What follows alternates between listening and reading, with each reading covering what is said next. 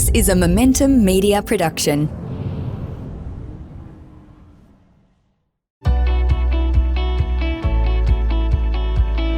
Welcome to Property Showcase, the podcast that brings you closer to the service providers that can inform your decisions about how you buy, manage and research top investment opportunities. Be informed and become a better investor with Property Showcase. Hey everyone, Grace Ormsby here. Welcome back to a brand new episode of Property Showcase. Super excited for this episode because I feel like everyone does have a little bit of the travel bug at the moment. You know, I don't know about anyone else. I'm sort of looking at some flights, trying to get away. Arjun Paliwal, I've got him on the show today. Arjun, thanks so much for taking the time. Always exciting to have you on this. Great to be catching up. And speaking of the travel bug, I'm actually overseas as we're recording this. No way. That's right. You didn't tell me that before. I'm here in the lovely Singapore, the city of Singapore, and it's been a great trip so far. And I'm here for a little bit longer as we meet many of our clients and relationships out here in Singapore, actually. So very topical today. Yeah, good on you. I mean, what's it feel like to be back out and about after so long being stuck at home? Well, firstly, when you actually come out this way, it's actually crazy to realize that it just feels like the pandemic never happened or existed. I mean, you know, a couple of years later and obviously lots of unfortunate events along the way, but just seeing the vibe, energy and people out and about, it just clearly is feeling very much revitalized. So you just mentioned you're still doing some work over there at the moment, Arjun. You are the founder of InvestorKit. You've got a lot going on. We've had a lot of conversations over the last couple of months just about how busy you guys have been. So you're clearly doing some work with people overseas as well at the moment. Yeah, so working closely with expats has actually been a core area we quite specialize in because they are firstly, you know, like us, Australians who are wanting to grow their wealth and are just happen to be living overseas. And it just helps them knowing that they've got people who specialize in supporting them and are aware of how to best service them and help them achieve their goals.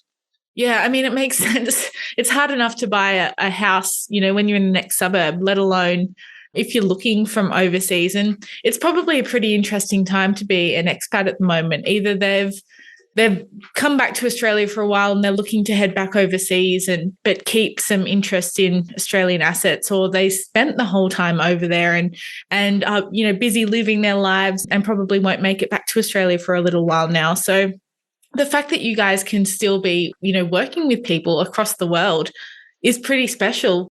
What are some of the countries that you're sort of servicing? You're seeing a lot of interest from clients. So the most common countries, if I was to kind of place almost a bit of a top three to this list, it would be Singapore, the UK, and the USA.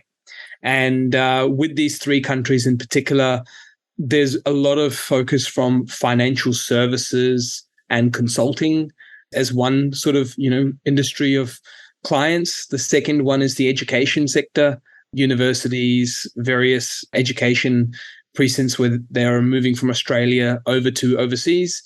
And lastly, you know, there are many companies who do have a global sort of footprint and they do want to bring on Australians or are happy for that talent to come from all over.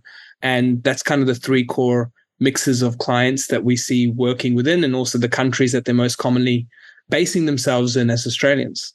So why is it that you do have people they're all Australians, they're all working overseas, and there is a bit of a common theme there around those kind of areas that they obviously work in, and that's where we most commonly do see, you know, expats actually using their specializations to take opportunities as they come up overseas. But why is it that they are reaching out to you? What are some of the reasons that they're seeing value in not only Australian property, but in enlisting a buyer's agent to help them with that purchase? So at InvestorKit, what we really believe in is the concept of a buying window versus buying when it's perfect every single time of your life. Now, this is a very important concept. Many people want interest rates to be perfect, their bank balances, their buffers, everything should just be perfect. There should be sun shining before they buy property. And what they kind of realize is that time is against them. And especially when it comes to Aussies who tend to move overseas, find that when they're overseas, yes, income can be great. Yes, lifestyle can be great. the promotional opportunities that come, the exposure in their careers that happens as a result of this. And they start putting away a really good, healthy savings amount, bank balance, and so forth as time goes on.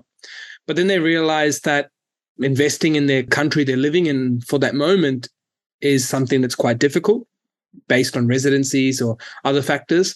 Usually cost to barriers in these countries can also be quite different, and they don't have that upside of the higher pay packet to bring back to Australia because it might be just as expensive over there. And other things are that they don't understand when or for how long they might be living in that country. And so all these thoughts come together. But what typically happens is that they really want to just put it aside until they come back, because they're actually unaware that buyer's agents like us can actually help them whilst they're overseas. And so what happens is we bring on the concept of a buying window, which is, hey, you've only got a limited amount of time that you want to acquire properties for. So why not condense that so you can have more compounding value holding for the long term? And so they get to the concept of, hey, yes, I need to use these important high earning years to put aside assets. And that's where we come in as a very clear choice for expats to scale their property portfolio quite quickly, using their income, using their position of strength, so they can get to holding assets for as long as possible. And in case their plans change, are able to come back with that in mind. I've got so many questions to ask you around this, Arjun, and I do feel like it's probably going to spill over into another episode. But just speaking of that, buying window and that capacity that you have to actually be servicing these clients, how much easier is it now than it would have been, say, even 3 or 4 years ago, pre-pandemic? Just with all I'm thinking the DocuSign and the ability to look at things online. That's all there now. Has that made a difference to how easy this service is to provide? Yeah, it's a good question, because technology had to force itself to change over the pandemic, and most definitely it's made things easier. Unfortunately, there's still a few banks out there who like to keep things pretty old school, but most of the processes being digitized have helped. We've got some pretty cool scenarios like, me being here in Singapore and visiting many of our clients who we've worked with for multiple purchases or some their first. And there's perfect scenarios where we're actually working with a couple of clients as we speak right now on properties. So in case they needed me to bring back a few documents for them, I happen to be able to bring back some stuff to make it even easier. But in the note of the digital world, yes, things are getting easier. But on that note of just how to make things easier for that group of clients, there are a few things or reasons that sort of make that clear choice even more clear for them around buying and using a buyer's agent like InvestorKit. Number one is around working in available time zones. So, we have team members here that will make themselves available to the varying time zones for consultations, meetings, or even, just the actual support through the process.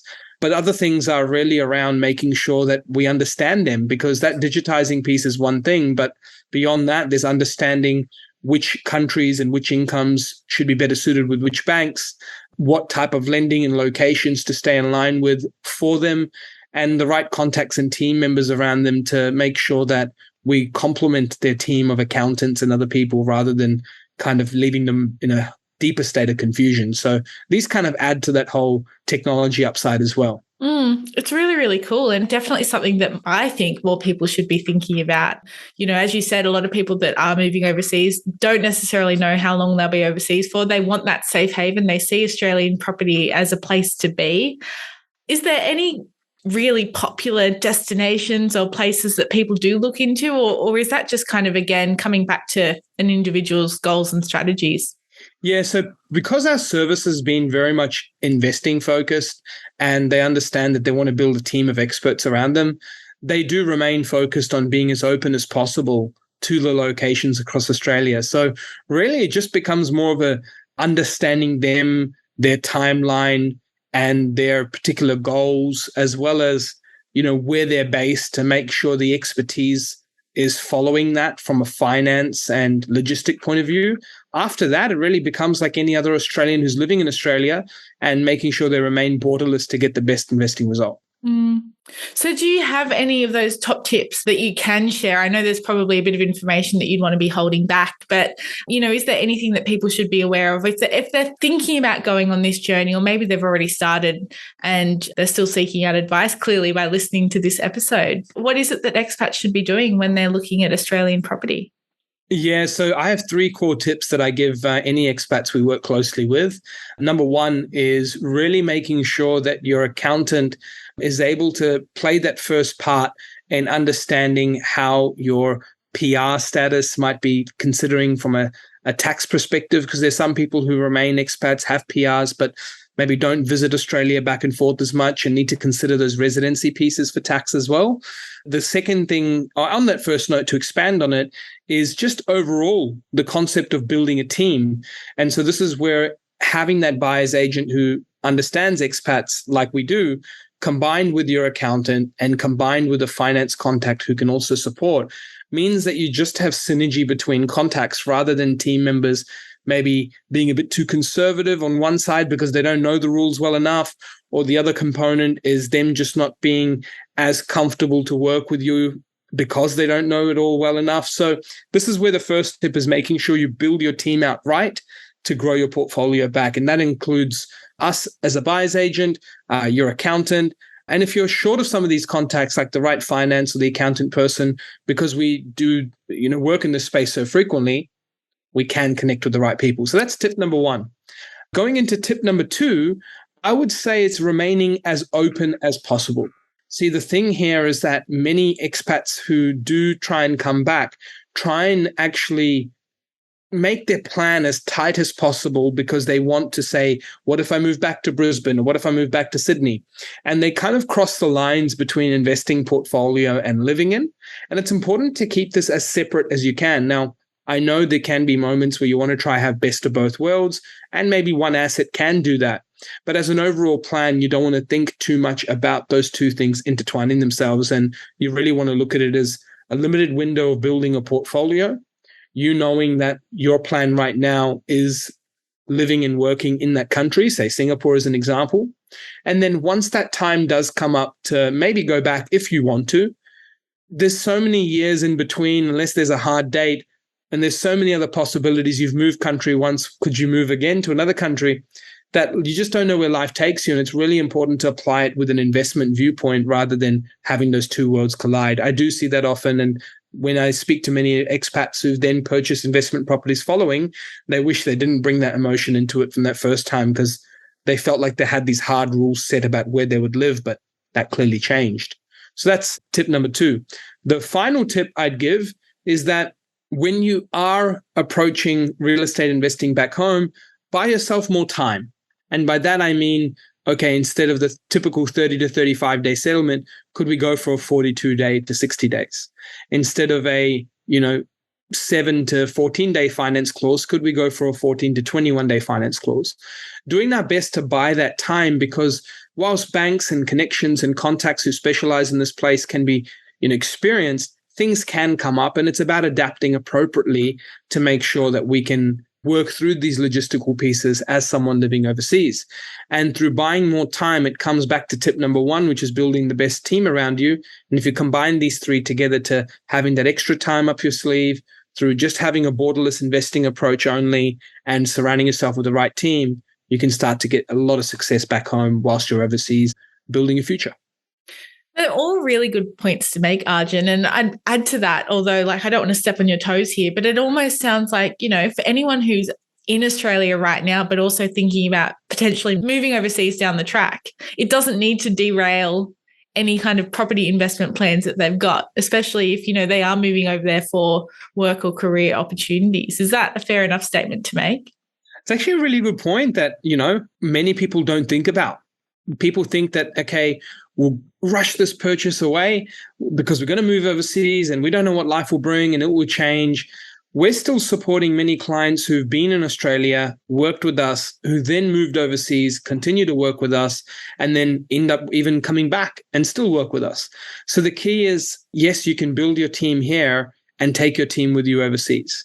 The beauty about having a buyer's agent that works with both and understands both is that, hey, if you did move to the UK, US, if you did move to Singapore, Dubai, these other places, we have that experience of helping you feel in flow with your plan. And that's the key, right? You want flow, you don't want disruptions, because the disruptions to your wealth building plan can create lots of opportunity cost. As I said right at the beginning of this episode, I feel like there's probably a fair few people out there that are just itching to get back out there in the world after a few of us have been stuck at home over the last couple of years due to COVID-19. But Arjun, for anyone who is listening along, whether they live in Australia or overseas, maybe they've been an expat for, they could have even been an expat for decades and just sort of thinking, what's the rest of my life going to look like? There's so many questions that people would be considering all the time. How can they get in touch with you, even to just have a discussion about this? Yeah, so there's two places. One is connecting with me on LinkedIn. I'm very active on there. Arjun Paliwal, Arjun, then Paliwal, Paliwal. But most importantly, if it's regarding a consultation with our team to be able to start or scale your portfolio further, jumping on investorkit.com.au and requesting a consultation from the links there with our team. And they're all familiar with people and clients all over the country and countries in this world. And we'd be able to support you, whether you're sitting in Singapore right now, like I am here today, or in other parts of the world to grow your portfolio back home. We've also got a link contained in the bio of this episode too. So check that out there. Arjun, how is the weather today in Singapore? I'm sure it's warmer than it is here in Sydney. Yeah, it's a very, very nice day today. Unfortunately, though, the humidity will get you, even if it's a nice day, a cloudy day, a rainy day, whatever type. The humidity is definitely very much on. But thank goodness for all the amazing air-conditioned places all over Singapore. It doesn't feel like you're leaving the aircon, actually. Yeah, and a few swimming pools too. I haven't been to Singapore, but the rooftop pool in Marina Bay Sands is very iconic, and we dipped out there not long ago, and it's awesome. A place to be in the humidity. But Arjun, thank you again so much for your time. Looking forward to continuing that chat. Definitely something that I'm sure more people will be getting on board with as the borders do open up and we return to a bit of a normal environment post-COVID. So thank you again for your time. Thank you. To everyone who is listening along, we hope you have enjoyed this episode of the Property Showcase. Check out Arjun's profile on his LinkedIn, or contact details are all below. Until next episode, stay safe and well wherever you are. Bye-bye. The information featured in this podcast is general in nature and does not take into consideration your financial situation or individual needs and should not be relied upon. Before making any investment, insurance, tax, property, or financial planning decision, you should consult a licensed professional who can advise whether your decision is appropriate for you. Guests appearing on this podcast may have a commercial relationship with the companies mentioned.